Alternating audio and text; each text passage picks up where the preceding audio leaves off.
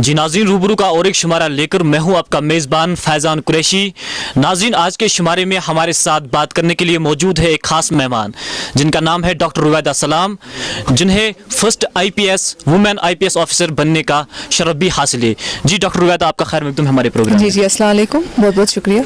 जी doctor रुवैदा, हम आपसे जानना चाहेंगे कि आपका ताल्लुक जो है वो फ़रकिन इलाके से है। ये इलाका जो है ये डेवलपमेंट के लिहाज से पीछे है, तालीम के लिहाज से पीछे है। यहाँ रहकर आपने इतना बड़ा कैसे सोचा? पहले आपने MBBS किया, उसके बाद KS, उसके बाद IPS और उसके बाद IAS, ये सब कैसे मुमकिन हुआ?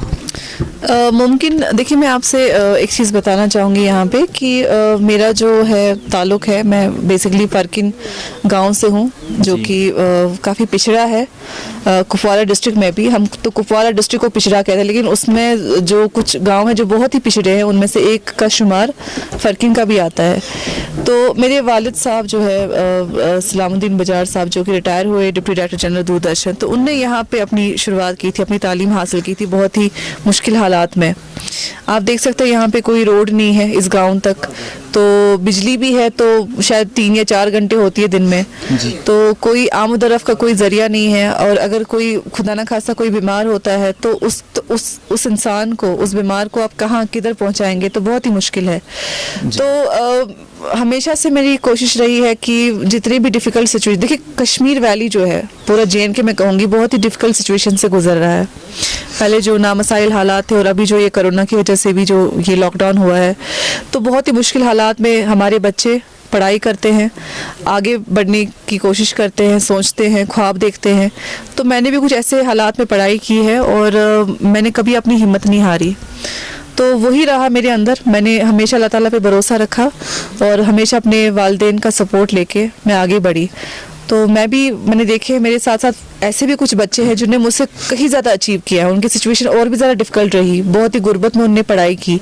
तो ऐसे कुछ एग्जांपल्स है हमारे पास।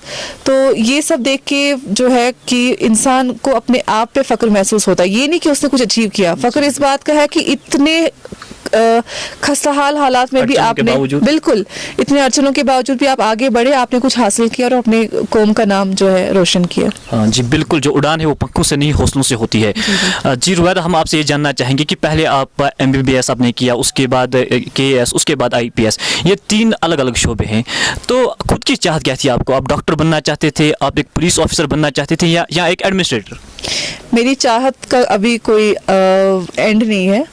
चाहत अभी भी है कुछ हासिल करने की। अभी मेरी चाहत हो रही है कि मैं कुछ लिखूं, अखबार के लिए लिखूं, आर्टिकल्स छापूं और किसी तरीके से, जैसे अभी मैं अपने गांव में आई हूं तो मैंने यहाँ की अपनी सिचुएशन देखी, तो अब मेरे में एक सुबह से ही एक चाहत है कि मैं कुछ अपने गांव के लिए करूं और इसको एक मॉडल विलेज की तरह बाकी जो यहाँ पे आसपास के गाँव हैं उनको इंस्पायर करूँ।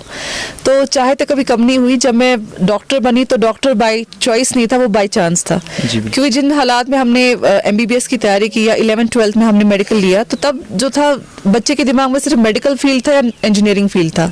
लेकिन उसके बाद जब हम वहाँ से बाहर आए तो हमें पता चला कि सिविल सर्विसेज भी कोई फील्ड है, बायोटेक्नोलॉजी भी कोई फील्ड है, नेट क्वालिफाई करना भी कोई फील्ड है। तो MBBS करके मैंने MD के बारे में नहीं सोचा क्योंकि वो मेरी चॉइस नहीं थी। मैं डॉक्टर बनी, ठीक है, लेकिन फिर मैंने सिविल सर्विसेज की तैयारी की। तो पहला पड़ाव जो मुझे आसान लगा, हालांकि वो भी मुश्किल है, वो था KS। तो KS क्वालिफाई किया, उसके बाद मेरा नेक्स्ट पड़ाव था वो UPSC। तो अभी UPSC करके मैं क्वालिफाइड हूँ, जॉब कर रही हूँ, मैं डिप्टी कमिश्नर इनकम टैक्स हूँ, जम्मू में पोस्टेड हूँ। लेकिन अब मेरी चाहत है कि मैं अपने लोगों के लिए कुछ करूँ। तो उसके लिए मैंने खास तौर पर, मैं और मेरे हस्बैंड यहाँ आए हुए हैं अपने गाँव में, तो हम यहाँ की हालत पूरी हमने देखी, हमारे रिलेटिव से मिले हम। तो अब मुझे लगता है कि नहीं, मैंने कुछ भी अचीव नहीं किया। अब मेरी रियल अचीवमेंट तभी होगी जब मैं अपने गांव के लिए कुछ कर सकूं, अपने लोगों के लिए कुछ कर सकूं। तो शुरुआत तो गांव से होगी, बाद में तो फिर आगे जाके वो पूरा देश बनता है। जी, आपने कहा कि आज हम यहाँ आए हैं क्योंकि आपके हालात देखकर आपको दुख हुआ। जी। क्या इससे पहले आपको नहीं लग रहा था कि ये हमारा इलाका बैकवर्ड है? क्योंकि आप एक मतलब बड़ी ऑफिसर है, आप बड़े ओहदे पर फाइज है। अगर आप बात करते इससे पहले, अरबाब इक़्तिदार तक आपकी बात पूछती तो उसका कुछ माने हैं और वो भी काम हो सकता था। क्या इससे पहले आप क्यों नहीं कर पाई? नहीं, देखिए हमारी कुछ लिमिटेशंस होती है। बीइंग अ सिविल सर्वेंट कुछ जगह पे हमें थोड़ी लिमिटेशंस होती है, हम खुल के बात कर नहीं सकते। मुझे पता है कि मेरे गांव की हालत क्या है, मेरे रिलेटिव्स यहाँ रहते हैं, मेरे वालिद साहब ने यहाँ से पढ़ाई की है, तो मुझे ये भी पता है कि डिस्ट्रिक्ट कुपवारा कितना पिछड़ा है। हालांकि मेरे लिए तो सबसे खूबसूरत डिस्ट्रिक्ट अगर कश्मीर वैली का कोई है तो वो कुपवारा है, तो जैसे बांगस वैली है।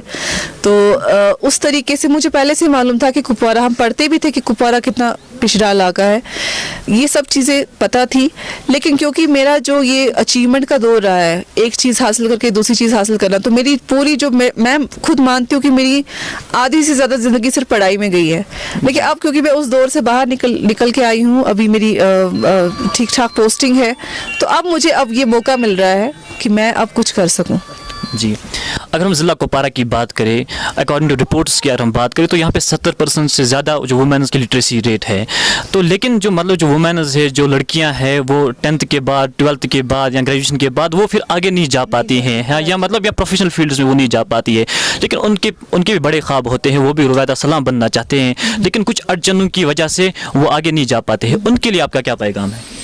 उनके लिए मेरा यही पैगाम है कि मेरी लाइफ में भी एक ऐसा स्टेज आया था जब कहीं ना कहीं पे मेरे जो कुछ रिलेटिव्स थे, होता है सोसाइटी का प्रेशर होता है कि चलो लड़की ने पढ़ाई की, जहाँ तक हम लड़कियों की बात करते हैं, 10th कर लिया, 12th कर लिया, तो अब इसके हाथ पीले कर दो, शादी होनी चाहिए, सेटल होनी चाहिए। तो मेरे लाइफ में भी ऐसा स्टेज आया जब काफ़ी प्रेशर था, मैं नहीं कहूँगी वालिदैन की तरफ से, लेकिन जो हमारे रिलेटिव्स थे। लेकिन मैंने उस प्रेशर को किसी तरीके से साइडलाइन किया।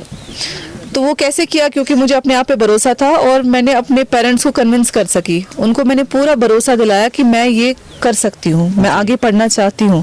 जब आप अपने चॉइस पे, अपने ख्वाब पे डटे रहोगे और आप अपने पेरेंट्स को कन्विंस करोगे नहीं आप ये ख्वाब अचीव कर सकते हो, तो मुझे लगता है कि कोई भी वालिदैन इस दुनिया में ऐसा है कि जो अपने बच्चे की बात नहीं मानेगा।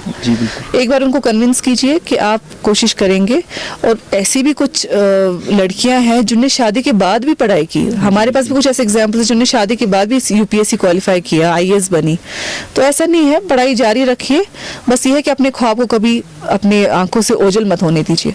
जी, हम आपका देखते हैं कि आप मोटिवेशनल स्पीचेस भी देते हैं, लेकिन जो ये ज़िला कुपवारा है, यहाँ के लोगों की या स्टूडेंट्स की आपसे शिकायत है कि यहाँ पर आप उतना ज़्यादा एक्टिव नहीं है, कि मतलब कॉलेज में आते आप यहाँ ज़्यादा लोगों से आप बातचीत करते, आप ज़्यादा मतलब अपने एक हिसाब से इस ज़िले को नज़रअंदाज करते। नहीं, ऐसी बिल्कुल ही बात नहीं है। अगर आप मेरा रिकॉर्ड देखेंगे, आप किसी से भी पूछ लीजिए, ये पिछले साल में आ नहीं सकी, लेकिन उससे कबल जो जितने भी 2-3 साल थे रेगुलरली मैं आई हूँ। मैंने यहाँ पे देखते तो ज़्यादा इंस्पायर होते हैं। विमेंस कॉलेज में भी मैंने मोटिवेशन लेक्चर दिया है, उसके बाद मैंने टाउन हॉल में भी मोटिवेशन लेक्चर दिया था।